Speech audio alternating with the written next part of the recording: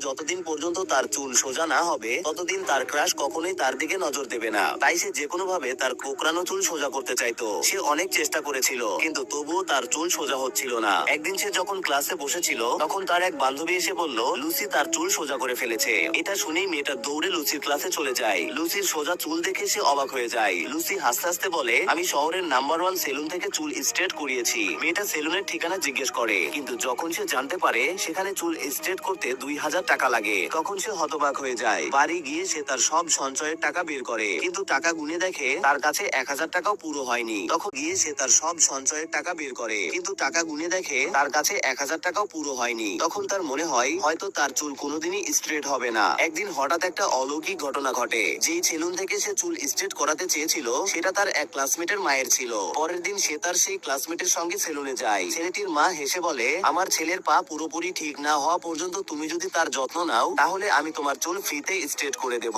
এটা শুনে মেয়েটা আনন্দে পাগল হয়ে যায়। আগে সে প্রতিদিন স্কুলে দেরিতে যেত, কিন্তু এখন সে ভোরে উঠে ছেলেটিকে বাড়ি থেকে নিয়ে আসতো, পথে তার যত্ন নিত এবং স্কুলে গিয়েও ভালোভাবে খেয়াল রাখতো। স্কুল শেষ হওয়ার পরেও সে তাকে বাড়িতে পৌঁছে দিত। 20 দিন ধরে ছেলেটির যত্ন নেওয়ার পর সে পুরোপুরি সুস্থ হয়ে যায়। মা তার কথা রাখেন এবং মেয়েটির চুল স্ট্রেট করিয়ে দেন। যখন সবাই তার সোজা চুল দেখে তখন সবাই অবাক হয়ে যায়, কিন্তু যখন সে সাহস করে তার ক্রাশকে প্রপোজ করতে যাচ্ছিল তখন তার মনে শুধু সেই ছেলেটির ক্রাশকে প্রপোজ করতে যাচ্ছিল তখন তার মনে শুধু সেই ছেলেটির মুখই ভেসে উঠছিল যার যত্ন সে নিয়েছিল।